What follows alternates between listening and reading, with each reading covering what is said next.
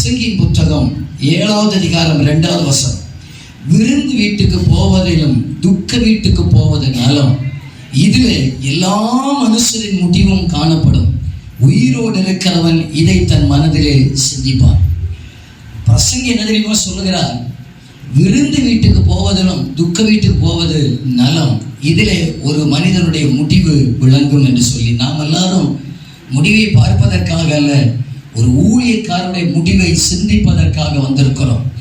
3 விதமான முடிவுகளை உங்களோடு கூட பேசி நான் வேகமாய் கடந்து செல்கிறேன். இங்கே ஒன்று, ரட்சிக்கப்பட்ட ஒரு ஊழியக்காரருடைய முடிவை நாம் இங்கே பார்க்க முடியும். என் அன்புக்குரியவர்களே, இந்த இடத்திலே சாட்சிகளை சொன்ன அத்தனை பேரும் சொன்னார்கள், பாஸ்டர் இங்கே கண்ணடைத்திருக்கிறார், நாங்கள் நிச்சயமாக பரலோக ராஜ்யத்திலே நாங்கள் அவரை சந்திப்போம். இதுதான் ஒரு ரட்சிக்கப்பட்டவருடைய முடிவு. இந்த இடத்திலிருந்து தைரியமாக சொல்கிறேன், ஐயாமார்களே, அம்மாமார்களே, சகோதரர்களே, ரட்சகர் ஒருவர் தான் உண்டு. நாங்கள் பிரசங்கிக்கிற இயேசு கிறிஸ்து மட்டும்தான். நீங்க யாராவது இதுவரை இயேசுவை சொந்த ரட்சகராக ஏற்றுக்கொள்ளாவிட்டால் இப்பொழுது ஒப்புக் கொடுங்கள். இந்த மரண வீட்டிலிருந்து உங்கள் பாவத்தை மன்னித்து ரட்சிப்பதற்கு எங்கள் இயேசு கிறிஸ்து வல்லமையுடையவராக இருக்கிறார். எங்கள் இயேசு கிறிஸ்து வல்லமையுடையவராக இருக்கிறார். மரண வீட்டிலிருந்தும் சிலரை ரட்சித்து சிலருடைய பெயர்களை ஜீவ புஸ்தகத்தில் எழுதுவதற்கு என் சர்வ வல்லமையுள்ள கர்த்தர் நம்மத்தில் அவர் உலாவி கொண்டிருக்கிறார். உலகத்தில் எத்தனை பேர் இருக்கலாம், பாவத்துக்கு பரிகாரி ஒருவர் உண்டானால் எங்கள் ரட்சகராக இயேசு கிறிஸ்து. பிரசங்கிக்கிற நானும் சொல்லுகிறேன், இந்த பூமியில பாவியாக தான் பிறந்தேன், ஆனால் பாவியாக நாங்கள் மரிக்க மாட்டோம். ரட்சிக்கப்பட்டவுடைய முடிவு இங்கே விளங்குகிறது. போதகர் இங்கே கண்ணை மூடி இருக்கிறார், அந்த நித்திய ராஜ்யத்திலே கண்களை திறந்திருக்கிறார். இன்றைக்கு போதகர், நாளைக்கு நாம இருக்கலாம். இந்த பூமியிலே கண்களை மூடும் போது ஒரு நம்பிக்கையோட கண்களை மூட வேண்டும். என் பிதாக்கள் எல்லாரும் எபிரேயர் 11வது அதிகாரம் 13வது வசனத்திலே எழுதப்பட்டிருக்கிறது, விசுவாசத்தோடு மரித்தார்கள் என்று சொல்லி. நாங்கள் விசுவாசத்தினாலே ரட்சிக்கப்பட்டோம், விசுவாசத்தினாலே வாழ்ந்து கொண்டிருக்கிறோம். அது மட்டுமல்ல, எங்களுக்கு மரணம் வறுமையானால் நாங்கள் விசுவாசத்தோடு மரிப்போம். ஏனென்றால் நாங்கள் ரட்சிக்கப்பட்டிருக்கிறோம். ரட்சிக்கப்பட்டவருடைய முடிவை இந்த மரண வீட்டிலே உணர முடிகிறது. திரும்பவும் சொல்லுகிறேன், நீங்கள் யாராவது கர்த்தராக இயேசுவை சொந்த ரட்சகராக ஏற்றுக்கொள்ளாமல் இருப்பீர்கள் என்று சொன்னால், அருமையான போதகருடைய சரீரத்துக்கு முன்பாக என்று சொல்லுகிறேன், ரட்சகர் ஒருவரே, நாங்கள் பிரசங்கிக்கிற இயேசு ஒருவரே. இன்றைக்கு ரட்சிப்புக்கு ஒப்பு கொடுங்கள். நாம் இங்கே கண்ணை மூடினால் நித்திய ராஜ்யத்திலே கர்த்தர் நம்மை கொண்டு வந்து சேர்ப்பார். 2, நல்ல ஒரு ஊழியக்காரனுடைய முடிவை நாம் இங்கே பார்க்க முடிகிறது. மோசே 120 வருஷம் உயிரோடு வாழ்ந்தார். 40 ஆண்டு காலம் பார்வோனுடைய அரண்மனையிலே வாழ்ந்தார். 40 ஆண்டு காலம் வனாந்தரத்திலே ஆடுகளை மேய்த்தார். 40 ஆண்டு காலம் வனாந்தரத்திலே தன்னுடைய ஜனத்தை மேய்த்தார். ஆனால் 40வது வயதிலே மோசே மரித்திருப்பாரே, ஆனால் கொஞ்சம் பார்வோனுடைய படைகள் சூழ இடி முழக்கங்கள் மத்தியிலே அடக்கம் பண்ணி ஒரு பெரிய ஒரு கல்லறையை, பிரமிடையை எகிப்தின் முறைப்படி கட்டியிருப்பார்கள். இவர் ஊழியக்காரராக மரித்தபடினால இத்தனை பரிசுத்தவான்கள் படை சூழ தேவனுடைய பிரசன்னம் நிரம்பின ஒரு ஆராதனையாக கர்த்தர் இங்கே மாற்றிக் கொண்டிருக்கிறார் என்றால், ஒரு ஊழியக்காரனை என் கர்த்தர் கௌரவப்படுத்துகிறவராக இருக்கிறார். என் சபை அத்தனை பேருக்கு சொல்லுகிறேன், வாலிபர்களுக்கு சொல்லுகிறேன், ஊழிய குடும்பத்துக்கு சொல்லுகிறேன், நீங்க எப்படி வேண்டுமானால் என்ன சம்பாதித்து வேண்டுமானாலும் மரிக்கலாம். ஒரு ஊழியக்காரருடைய மரணத்தை பரலோகம் கௌரவப்படுத்தும் என்பதை இந்த நிகழ்ச்சியில் நீங்கள் அறிந்து கொண்டிருப்பீர்கள். ஒரு ஊழியக்காரருடைய முடிவு இங்கே இருக்கிறது. பாஸ்டர் ரேசல் ராஜ் அவருடைய முடிவு இங்கே இருக்கிறது. இயேசுவின் நாமத்தினாலே நாங்கள் விசுவாசிக்கிறோம். அநேகருடைய ஊழியத்துடைய அழைப்புடைய துவக்கமாக இந்த இடம் மாறுவதாக. அநேகரை கர்த்தர் ஊழியத்துக்கு தட்டி எழுப்புவாராக.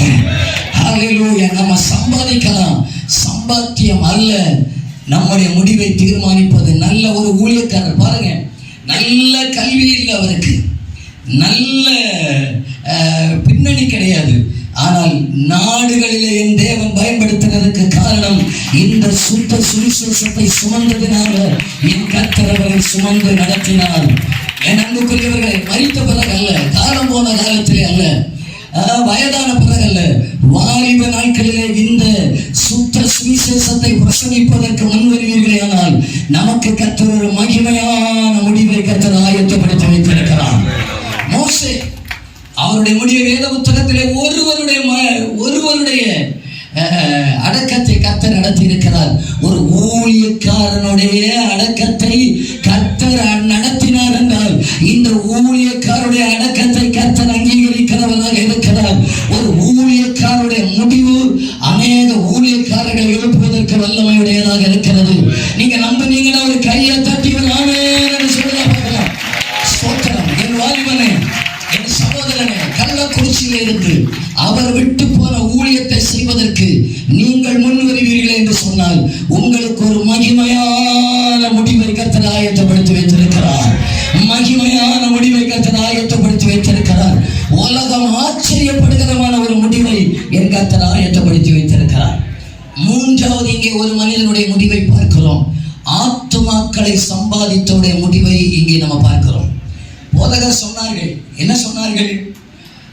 நாங்க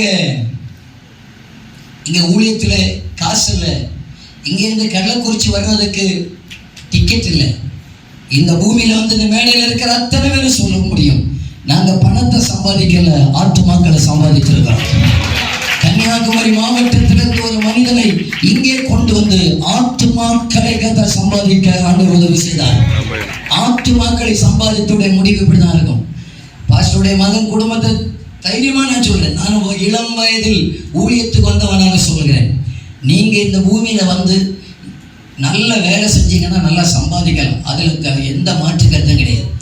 ஆனால் நீங்க உங்களுடைய முடிவில் சம்பாதித்த காசு அழாது ஆத்துமாக்கள் எத்தனை பேர் வந்திருக்கிறாங்கன்னு பாருங்க, எத்தனை பேர் வந்திருக்கிறாங்கன்னு பாருங்க. ஸ்தோத்திரம். என் அன்புக்குரியவர்களே, இந்த இடத்திலிருந்து ஒரு தீர்மானம் எடுப்போம். ஆத்தும ஆதாயம் என்பது ஒரு போதகருடைய ஊழியம் மட்டுமல்ல, இந்த இடத்திலே வந்திருக்கிற அத்தனை பேருடைய ஊழியமும். 1987 போதகர் இங்கே வந்தார் என்று சொன்னார்களே, ஒரு 90 ஆண்டவர் தம்முடைய மகனை எடுத்திருந்தார், இத்தனை ஆத்துமாக்கள் வந்திருக்க மாட்டார்கள். அவர்களுக்கு கொடுத்த ஆயுசுல இத்தனை ஆத்துமாக்களை ஆதாயப்படுத்துவதற்கு கிருபை பாராட்டின என் தெய்வத்தை ஸ்தோத்திரிக்கிறேன்.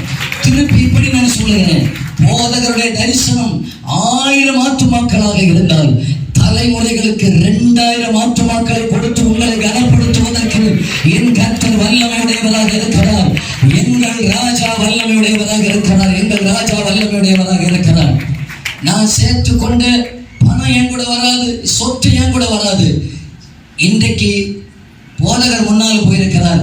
அவர்கள் சேகரித்த அத்தனை ஆத்துமாக்களும் ஒரு நாள் அங்கே வைத்து இந்த போதகரை நம்ம பார்ப்போம், இயேசுவை பார்ப்போம், தூதர்களை பார்ப்போம்.